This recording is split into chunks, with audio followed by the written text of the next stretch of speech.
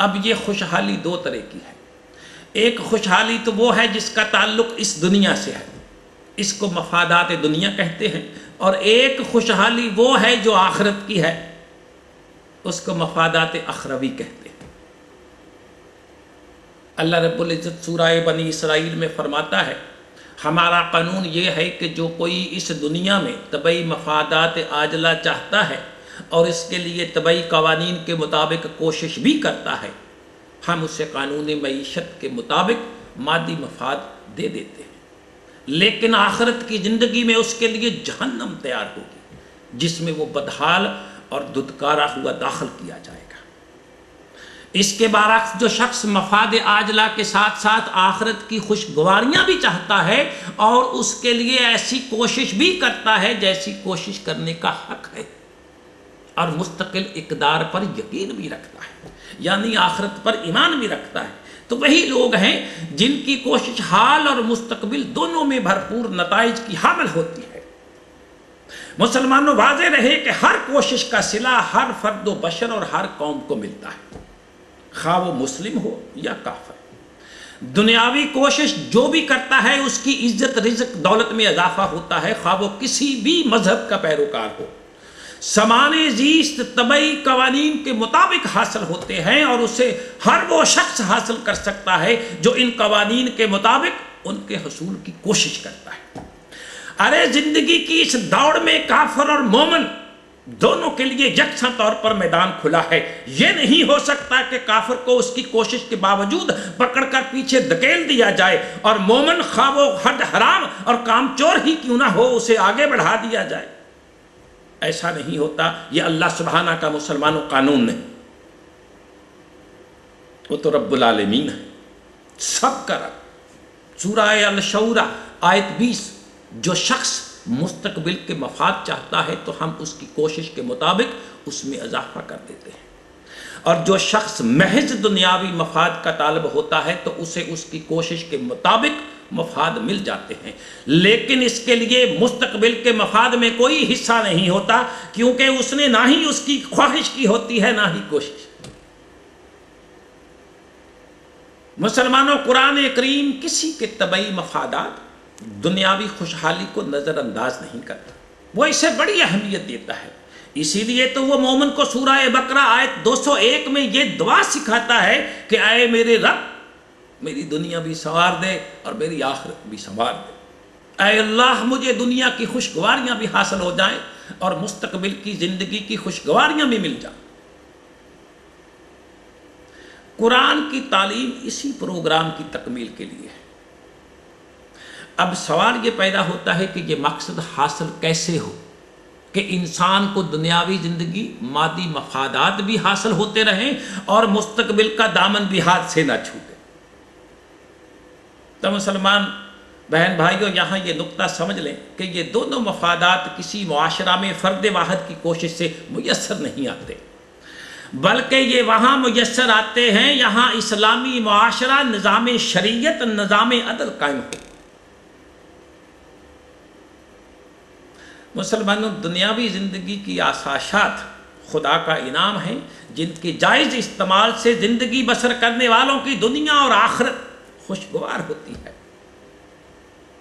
سورہ الزمر آیت 11 میں ارشاد فرمایا اے رسول صلی اللہ علیہ وسلم ان سے کہو کہ لوگ قانون خداوندی کے مطابق زندگی بسر کرتے رہیں، ان کے لیے اس زندگی میں بھی خوشگواریاں ہیں اور آخرت میں بھی سرفرازیاں، لہذا تم اس کے قوانین کے مطابق زندگی بسر کرنے کی کوشش کرو. اگر اس کے لیے کوئی ایک خطہ ارض راس نہیں آتا ہو تو کسی دوسری جگہ کارساز فضا تلاش کر لو، خدا کی زمین بہت وسیع ہے. یوں ہی ہمت ہار کر نہ بیٹھ جاؤ، استقامت سے کام لو، خدا تمہاری استقامت کا اجر اس انداز سے دے گا جو تمہارے وہم و گمان میں بھی نہ ہو. پھر مسلمانوں سورہ النساء آیت 134 ارشاد فرمایا اے رسول ان کو بتا دو کہ تم قوانین خداوندی کو چھوڑ کر دوسرے راستے اس لیے اختیار کرتے ہو کہ تمہیں دنیاوی مفاد حاصل ہو جائیں، اور ہمارے قوانین کی اطاعت سے تمہیں دنیاوی مفادات بھی حاصل ہو سکتے ہیں، اور اس کے ساتھ ساتھ اخروی زندگی کی کامیابیاں اور کامرانیاں۔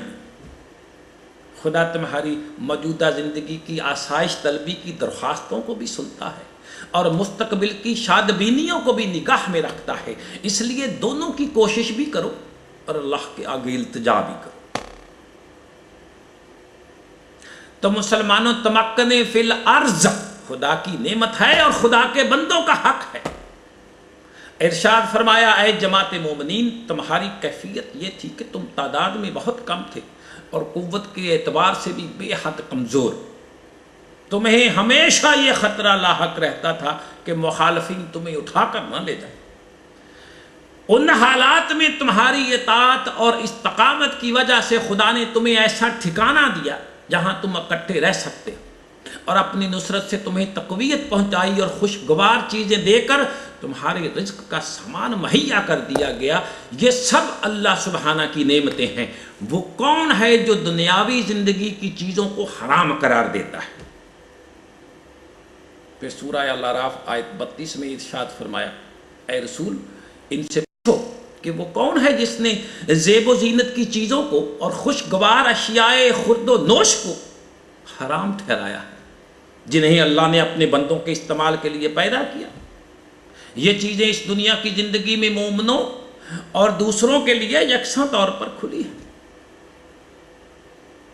پھر ارشاد فرمایا، اے رسول، ہم اس طرح ان دونوں گروہوں کو اپنے طبعی قوانین کی روح سے ان کی کوششوں کے مطابق آگے بڑھاتے چلے جاتے ہیں، اور تیرے رب کا عطا کردہ سامان رزق ان سب کے لیے یکساں طور پر کھلا رہتا ہے۔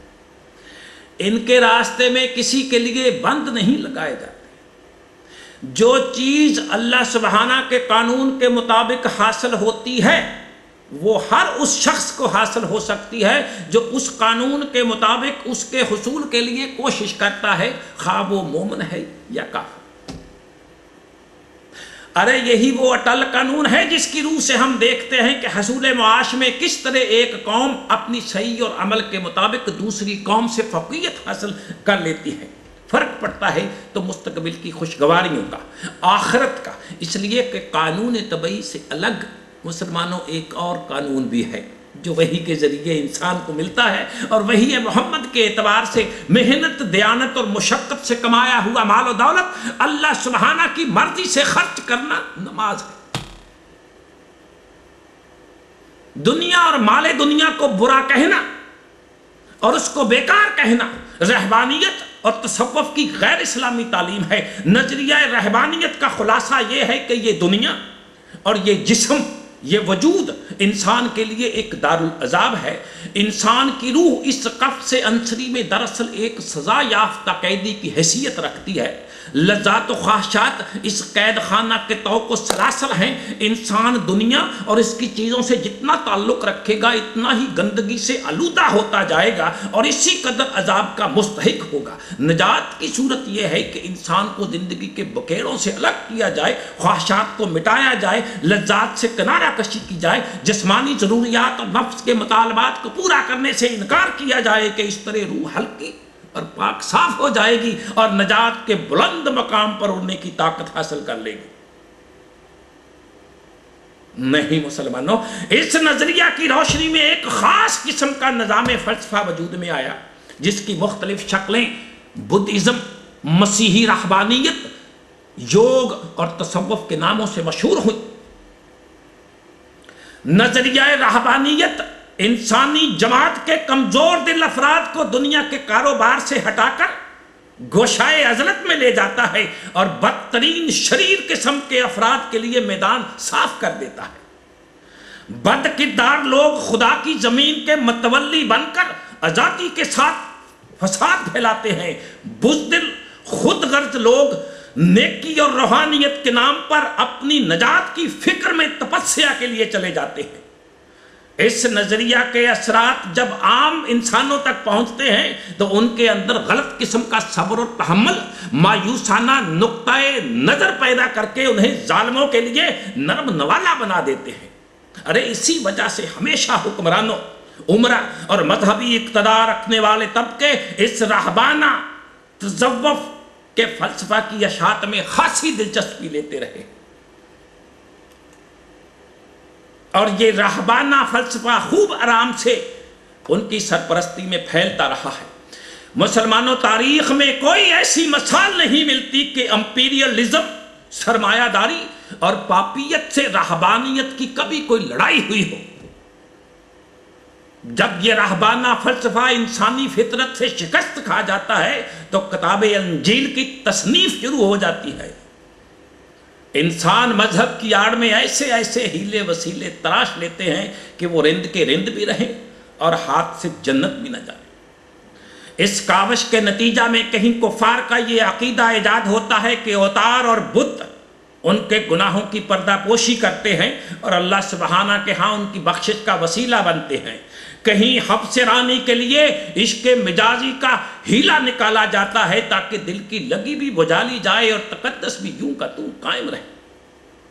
کہیں ترک دنیا کے پردے میں بادشاہوں، حکمرانوں، سیاستدانوں اور رئیسوں کے ساتھ گانٹھ جوڑ کی جاتی ہے اور روحانی عمارت کا وہ جال پھیلایا جاتا ہے کہ جس کی بدترین مثالیں روم کے پوپوں اور بر صغیر پاک و ہند کے گدی نشینوں نے پیش کی ہیں۔